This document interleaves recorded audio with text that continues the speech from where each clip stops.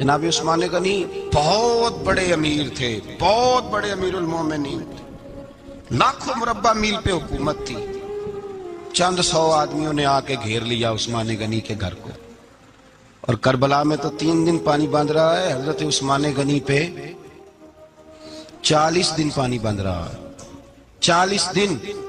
اور حضرت امام حسین کے خیموں کے گرد تو پہرا دینے کے لیے جناب عباس تھے۔ اور میں تاریخ کے سارے معتبر حوالے عرض کر سکتا ہوں کہ جب حضرت عثمان غنی کو خطرہ ہوا تو مولا علی شیر خدا نے امام حسن اور حسین کو تلواریں پکڑائیں اور فرمایا دروازے کے آگے کھڑے ہو جاؤ، کوئی بدبخت تمہارے خالو عثمان غنی کے دروازے تک جانے نہ پائے۔ اور اس دروازے سے پھر گیا بھی کوئی نہیں، اس لیے کہ وہاں حسنین کریمین کا پہرا تھا۔ جو گیا بے ایمان تو پیچھے سے چڑھ کر کے گیا۔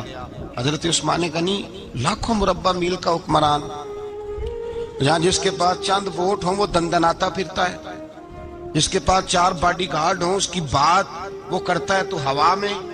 حضرت عثمان غنی کے پاس ہزاروں کی فوج ہے، چند 100 لوگوں نے آپ کے گھر کو گھیر لیا، شہید کرنا چاہتے ہیں۔ جناب عثمان غنی رضی اللہ تعالیٰ عنہ کے پاس حضرت علی رضی اللہ تعالیٰ عنہ، کئی اور لوگ گئے۔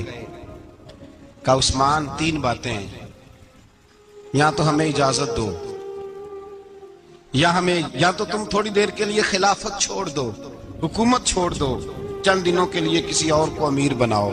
جناب عثمان کہنے لگے مجھے تو حکومتوں سے دلچسپی نہیں، لیکن میں چھوڑ نہیں سکتا، اس لیے کہ میرے مصطفیٰ کریم علیہ السلام نے مجھے فرمایا تھا عثمان اللہ تجھے قمیض پہنائے گا، لوگ اتارنا چاہیں گے پر تم اتارنا نہ۔ فرمایا میں سمجھ گیا ہوں، اس سے مراد یہی ہے، میں نہیں چھوڑتا۔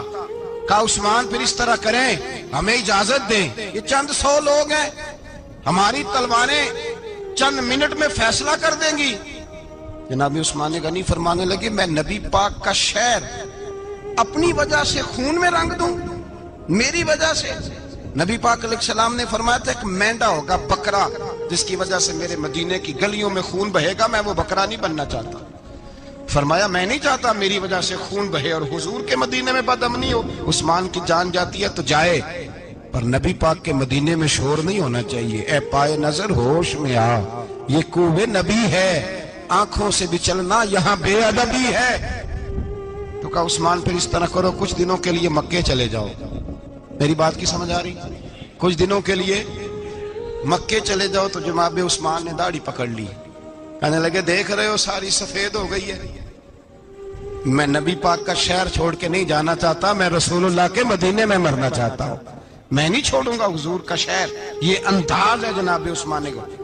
بڑا ستایا گیا حضرت عثمان غنی کو، پراپوگنڈے کیے گئے، آپ کے خلاف مہم چلی، عبداللہ ابن سبا نے بڑی مہم جوئی کی آپ کے خلاف، یہودیوں نے مسلمانوں کا روپ دھار کر بڑا آپ کو ستایا، تکلیفیں دی، جی آپ اپنے رشتہ داروں کو بڑا دیتے ہیں، فرمایا کرتے تھے جیب سے دیتا ہوں، مال خزانہ سے نہیں دیتا۔ حضرت عثمان غنی رضی اللہ تعالیٰ عنہ کو بڑا ستایا گیا۔ یہ وہ واحد ہستی ہے حضرت عثمان غنی جنہوں نے شہادت قبول کر لی لیکن تلوار نہیں چلنے دی، لوگوں کو ایک دوسرے کے گلے نہیں کاٹنے دی، وہ شخصیت ہے حضرت عثمان غنی کی، لیکن بڑا ستایا گیا، بڑا پراپوگنڈا۔ مجھے بتائیے اس کے بارے میں اللہ قرآن کی آیتیں نازل کر دے، اور جس کے بارے میں مصطفیٰ کریم ایک بار نہیں 3 بار جنت کی بشارت عطا کر دے، کوئی بندہ ہمیں تاریخ بتائے، حوالے دے، کہانیاں سنائے، تو ہم اس کی کہانیاں دیکھیں گے یا نبی پاک کا فرمان دیکھیں گے؟ بولیں، جا کے بولیں، جا کے۔ کسی کہانی پر کبھی بھی کان، بس ایک حدیث میں نے بڑی دفعہ سنائی ہے، پھر سناتا ہوں، ترمذی میں ہے، نبی پاک جنازگاہ تک گئے جنازہ پڑھنے، یا رسول اللہ فلاں آدمی انتقال کر گیا، جنازگاہ تک تشریف لے گئے جنازہ پڑھانے، لیکن جنازگاہ تک پہنچ کر محبوب نے فرمایا اس کا جنازہ نہیں پڑھانا۔ یا رسول اللہ کیوں؟ فرمایا اس لیے کہ یہ عثمان غنی سے بغض رکھتا تھا۔ نبی پاک سید عالم صلی اللہ تعالی علیہ وآلہ وسلم نے خود اپنی زبان مبارکہ سے ترمذی شریف میں حدیث موجود ہے کہ نبی پاک صلی اللہ علیہ وسلم احد پر گئے تو احد کانپنے لگا، تو حضور نے فرمایا احد ٹھہر جا، تیرے اوپر ایک نبی، ایک صدیق اور 2 شہید موجود ہیں۔ تو وہ 2 شہید کون تھے؟ ایک حضرت عمر فاروق، ایک حضرت عثمان غنی رضی اللہ تعالی۔ خود حضور نے فرمایا۔ حضرت عثمان غنی کہ جو نانی ہے نا یہ نبی پاک کی سگی پھوپھی ہیں. حضرت عثمان غنی رضی اللہ تعالیٰ عنہ کی جو نانی ہے وہ حضور کی سگی پھوپھی ہیں. یہ چوتھی پانچویں نسل میں جا کے اللہ کے رسول صلی اللہ علیہ وسلم کا خاندان ہی بنتا ہے. اللہ کے محبوب علیہ السلام کی 4 بیٹیاں تھیں اور چاروں کی چاروں حضرت خدیجۃ الکبریٰ رضی اللہ تعالیٰ عنہ کے بطن سے پیدا ہوئی تھی. 4 بیٹیاں. حضور صلی اللہ علیہ وسلم نے پہلے اپنی بیٹی حضرت رقیہ کا نکاح حضرت عثمان غنی رضی اللہ تعالیٰ عنہ کے ساتھ فرمایا. ان کا انتقال ہو گیا تو محبوب نے دوسری صاحبزادی جناب ام کلثوم رضی اللہ تعالیٰ عنہ کا نکاح حضرت عثمان غنی کے ساتھ فرما دیا. 2 شہزادیاں، 2 بیٹیاں.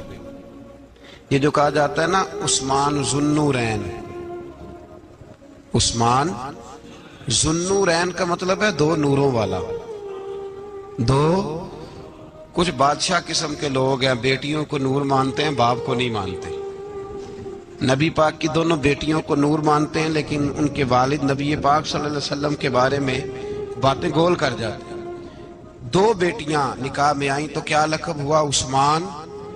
اور مزے کی بات یہ ہے کہ حضرت عثمان کو ذوالنورین مولا علی شیر خدا کہا کرتے تھے. حضرت علی کہا کرتے تھے عثمان تو ذوالنورین ہے، 2 نوروں والا. بریلی کے امام فرمانے لگے تیری نسل پاک میں ہے بچہ بچہ نور کا، تو ہے نے نور تیرا سب گھرانہ نور کا. اور کہنے لگے نور کی سرکار سے پایا 2 شالہ نور کا، نور کی سرکار سے پایا 2 شالہ نور کا. ہو مبارک تجھ کو ذوالنورین جوڑا نور کا.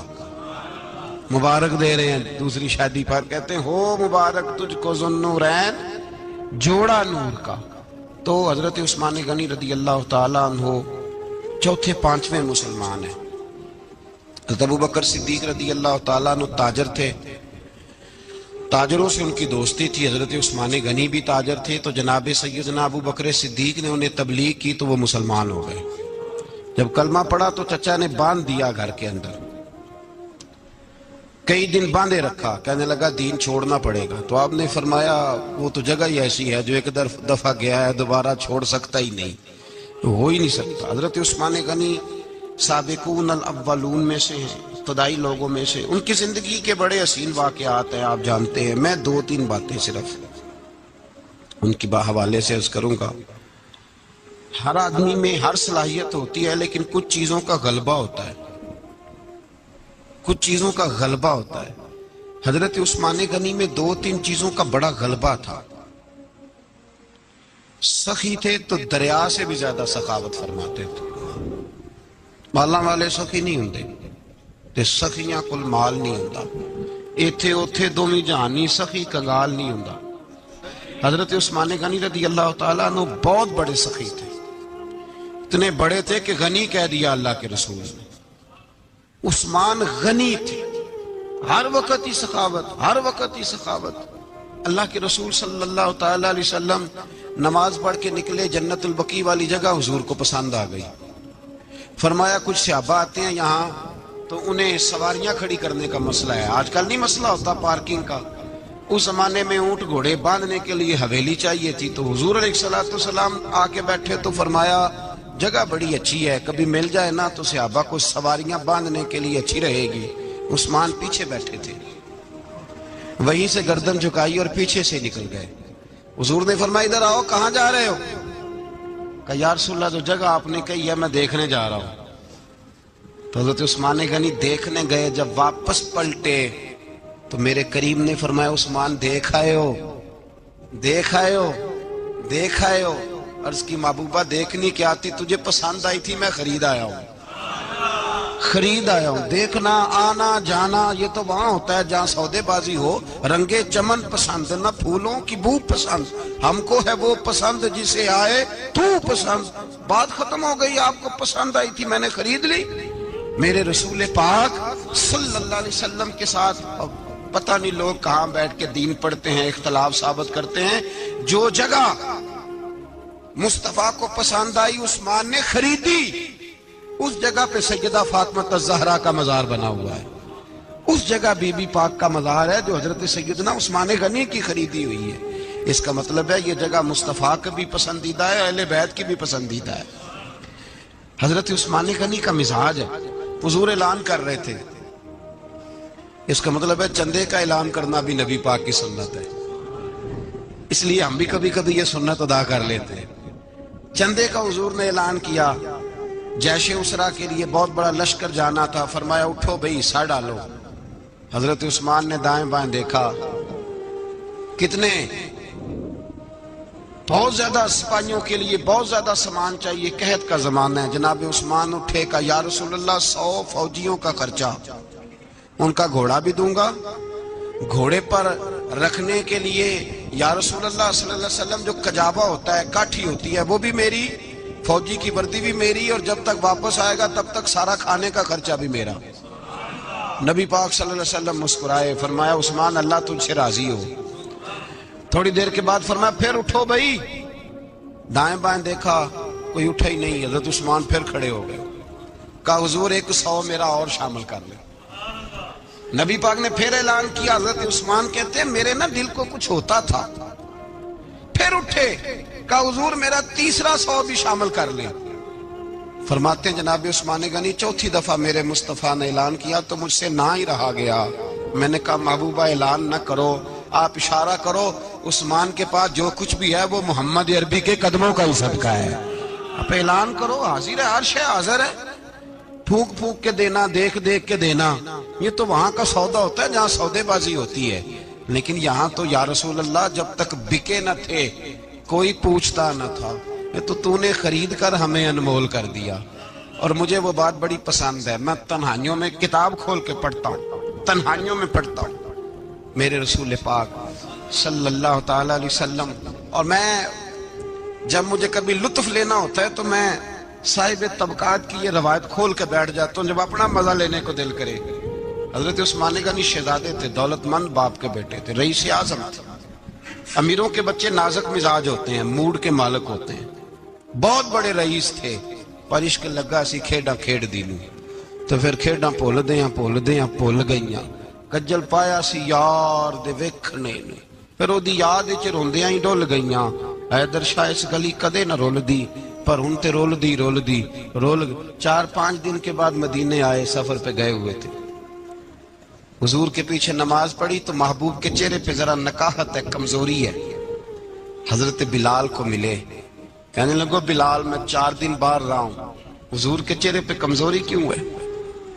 जनाब बिलाल कहने लगे जा घर जाके पूछ ले। कहता मैंने दरवाजे पे दस्तक दी, सैयदा आयशा सिद्दीका अंदर से बोली कौन है? मैंने कहा अम्मा जी गुलाम हूं उस्मान, मैं 4 दिन के बाद आया हूं तो चेहरे पे बड़ी कमजोरी है। फरमाते जनाब आयशा हिचकी लेके रोई, क्या हुआ? तो कहने लगी उस्मान 4 दिन हो गए कौनैन के मालिक ने रोटी कोई नहीं खाई, एक प्याला दूध का, एक खजूर। हजरत उस्मान गनी रज़ी अल्लाह ताला का, अम्मा जी आप पर्दे में नहीं चली जाती? शहजादा दौड़े गए, घर से अनाज की बोरी कंधे पे रखी, हर चीज उठाई। गुलाम कहने लगा मुझे दे दो, 20-20 नौकर हैं घर में। फरमाया नहीं ये मेरी ड्यूटी है, मैं नहीं करनी। उस्मान खुद गए, रसूल पाक के घर में झाड़ू दिया, चूल्हे में आग जलाई। हजरत आयशा कहती है मैं पर्दे के पीछे से देख रही थी, जब उस्मान फूंके मारते थे तो दाढ़ी से धुआं निकलता था। पर उस्मान जिसने पानी का प्याला भी खुद नहीं पिया था, उसने सालन पकाया, फिर रोटियां पकाई तो हाथ जले। खाना पका के और दस्तरखान लगा के मस्जिद में हाजिर हुए। कहा महबूबा अगर मेहरबानी करें तो घर नहीं आते? हुजूर तशरीफ लाए और जब पहला लुकमा तन तंदूर हड्डां दा बालन ते असी हावां नाल तपाया, कप कप मुखियां पेड़े कीते, उत्तों इश्क पलेथन लाया, तन दी हांडी मन दा सालन, उत्तों लून सबर दा पाया। गुलाम फरीदा मैं सारी तेरी, तेनू अजे यकीन नहीं आया? का महबूब यहाँ बैठे तो सही, यहाँ बैठे तो सही। हुजूर तशरीफ फरमा हुए और पहला लुकमा जब नबी पाक ने मुंह में रखा तो उस्मान तड़प के रोए। 600 दिनार नीचे रखे, یا رسول اللہ میں نے دولت کو آگ تو نہیں لگانی اگر تیرے کام نہ آئے. حضور کس کام کی یہ جائیدادیں، کس کام کی؟ اگر آپ کے گھر میں 4 دن کھانا نہ پکے. حضرت عائشہ صدیقہ فرماتی ہیں عثمان تو چلے گئے، یہ کہہ کے تو میرے مصطفیٰ نے پھر ہاتھ اٹھائے اور ایسی دعا دی کہ میں تڑپ اٹھی، میں رونے لگی. حضور نے جھولی اٹھا کے کہا اے اللہ میں عثمان سے راضی ہوں، تو بھی میرے عثمان سے راضی ہو جا. اے اللہ میں راضی ہوں، تو بھی راضی ہو جا. اور بھائی یہ درد، یہ ذوق، یہ مزاج، یہ انداز، یہ حضرت عثمان غنی کو اللہ نے عطا فرمایا. آپ آج لوگ اعتراض کرتے ہیں ہم پہ، کہتے ہیں تم پہلے مدینے بعد میں مکے، زیادہ دن مدینے تھوڑے دن. یہ کیا انداز ہے تمہارا؟ سنو حدیبیہ جس کا ذکر قرآن مجید نے کیا، ید اللہ فوق ایدیہم، پڑھو نا گھر میں جا کے قرآن مجید. حضرت عثمان غنی رضی اللہ تعالیٰ عنہ ساتھ تھے جب نبی پاک صلی اللہ علیہ وسلم 1400 صحابہ کو لے کے عمرے کی نیت سے نکلے. حدیبیہ کی مقام پر کافروں نے روک لیا، کہا عمرہ نہیں کرنے دیں گے. حضرت سیدنا عثمان غنی کو نبی پاک نے سفیر بنا کے بھیجا. جناب عثمان غنی کئی سالوں کے مکے سے بچھڑے تھے، سامنے کعبہ نظر آیا، احرام بندھا ہوا ہے.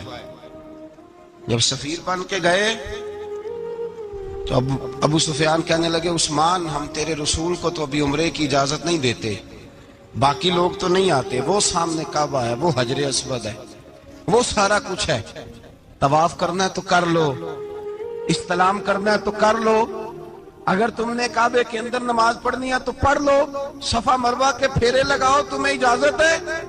نبی عثمان غنی فرمانے لگے قسم ہے رسول کی زلفوں کی، جب تک میرے مصطفیٰ طواف نہیں کریں گے عثمان بھی کوئی نہیں کرے گا. عثمان بھی وہ کون سا طواف ہے جس میں طواف اور مدینے والا نہ ہو؟ وہ کون سا عمرہ ہے جس میں عمرہ ہو اور رسول پاک نہ ہو؟ وہ کون سا حج ہے جس میں حج ہو اور امام الانبیاء نہ ہو؟ بریلی کے امام بول پڑے، فرمانے لگے حاجیو آؤ شہنشاہ کا روضہ دیکھو، کعبہ تو دیکھ چکے اب کعبے کا بھی کعبہ دیکھو. اور فرمانے لگے غور سے سن تو رضا، کعبے سے بھی آتی ہے صدا، میری آنکھوں سے میرے پیارے کا روضہ دیکھو. یہ ہمیں حضرت عثمان غنی نے سکھایا ہے عقیدہ، یہ عقیدہ حضرت عثمان غنی کا ہے. بات دور نکل جائے گی. محبت معیار ہوتی ہے، محبت روح ہوتی ہے، محبت اصل ہوتی ہے. حضرت عثمان غنی رضی اللہ تعالیٰ عنہ سے کسی شخص نے کہا کہ عثمان کوئی تبدیلی بھی آئی نبی پاک کے غلام بننے کے بعد؟ حضور کے غلام بننے کے بعد کوئی تبدیلی بھی آئی؟ لوگ اپنی اپنی تبدیلیاں بتاتے رہے. جناب عثمان غنی نے 2 جملے کہے، لوگ کہتے ہیں ہماری چیخیں نکل گئیں، یہ معراج حضور سے پیار کی محبت اور عشق کا یہ رنگ عثمان غنی کا. حضرت عثمان غنی کہنے لگے تم تبدیلی کی بات کرتے ہو؟ میں نے جب سے نبی پاک کے ہاتھ میں سیدھا ہاتھ دے کے بیعت کی ہے، میں نے یہ ہاتھ دوبارہ کبھی گندگی کو نہیں لگایا. اور فرمایا جب سے پہلی نظر سے جلوہ والضحیٰ دیکھا ہے، میں نے اس کے بعد اپنی شرمگاہ کو بھی کبھی نہیں دیکھا، اس لیے کہ ان آنکھوں میں رسول اللہ کے جلوے رچ بس گئے. یہ معیار پیدا کیا جناب عثمان غنی نے. اور مدینہ منورہ سے جو محبت ہے نا مسلمان کی، اس کا اگر اصل رنگ دیکھنا ہو تو جناب عثمان غنی کو زندگی کو دیکھا جائے. اصل رنگ. حضرت سیدنا عثمان غنی با حیا بڑے تھے.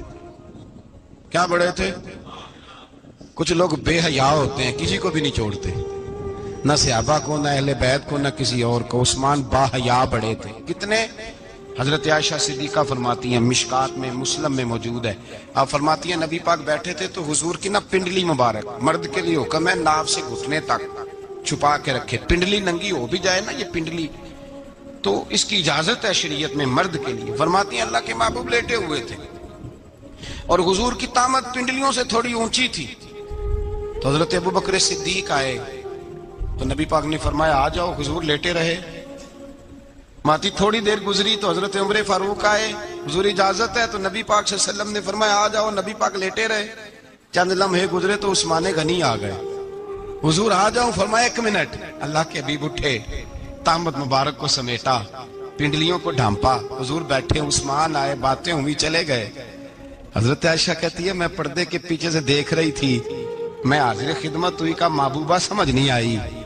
آئے ابو بکر بھی ہیں، میرے والد آئے عمر بھی ہیں، مقام ان کا بھی بڑا ہے، پر عثمان آئے تو آپ نے کپڑا سیدھا کیا، فرمایا عائشہ میں اس سے حیا نہ کروں جس سے اللہ کے فرشتے بھی حیا کرتے ہیں۔ حضرت عثمان غنی رضی اللہ تعالیٰ عنہ اپنے گھر کے اندر ہوتے تو کئی کپڑے لپیٹے رہتے، کئی کپڑے جناب۔ میں ایک نتیجہ آپ کے سامنے رکھنا چاہتا ہوں، میری طرف دیکھیں، کئی کپڑے لپیٹے رہتے، کپڑوں کے اوپر کپڑے، شرم و حیا کے پیکر۔ جناب عثمان غنی غسل کرتے تو کپڑوں سمیت کرتے، فرماتے نا بھائی مجھے شرم آتی، پیکر شرم و حیا۔ اس کا نتیجہ کیا نکلا؟ حضرت رقیہ رضی اللہ تعالیٰ عنہ کے ساتھ جناب عثمان غنی کا جب نکاح ہوا تو ابھی پردے کی آیتیں نہیں آئی تھی، شرم و حیا کے پیکر تھے، ابھی پردے کا حکم نہیں آیا تھا۔ صحابہ بے دریغ آتے جاتے تھے ایک دوسرے کے گھروں میں۔ اللہ کے محبوب علیہ السلام نے گوشت پکایا تو فرمایا حضرت اسامہ بن زید کو جاؤ عثمان کو بھی دے آؤ۔ جناب اسامہ بن زید فرماتے ہیں میں نے گوشت پکڑا، سالن پکڑا اور ان کے گھر پہنچا، جامع ترمذی میں موجود ہے۔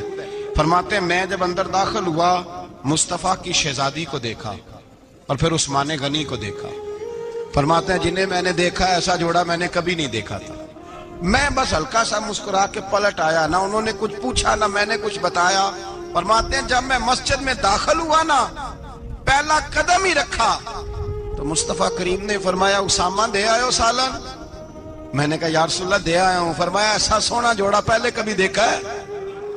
دیکھا ہے کبھی؟ میں نے کہا نہیں حضور میں نے نہیں دیکھا۔ تو میرے مصطفیٰ کریم علیہ، یہ لفظ ترمذی کے نہیں، عیشا ولی اللہ صاحب نے ازالۃ الخفا میں لکھیں، میرے محبوب پاک علیہ السلام نے فرمایا عثمان کی شکل ایک تو جد الانبیاء ابراہیم خلیل اللہ سے ملتی ہے، اور دوسرا فرمایا اگر کسی نے میرے جلوے دیکھنے ہو تو وہ بھی عثمان کے چہرے میں نظر آئیں گے۔ او نوجوانوں پیغام دے رہا ہوں، رزلٹ نکال رہا ہوں، بے حیائی بے شرمی کی گفتگو والے کے چہرے پہ حسن نہیں آتا، تو حیادار بنتا جا، رب تعالیٰ تجھے حسن و جمال عطا فرماتا جائے گا۔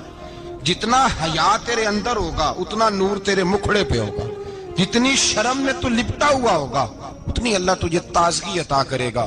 میرے صاحب فرمایا کرتے جو گند بولتا ہے اس کے چہرے کا حسن سب سے پہلے چھن جاتا ہے، اور فرمایا جو بری باتیں سوچتا ہے جس کی سوچ بری ہوتی ہے سب سے پہلے اس کے چہرے کا حسن بگڑتا ہے۔ اگر چتاتا ہے تازہ رہے، ٹھنڈا رہے، نورانی رہے، تو پھر حضرت عثمان نے تجھے بتایا ہے کہ شرم والا بن کے رہ، اللہ سب سے زیادہ حسن تجھے ہی عطا فرما دے گا۔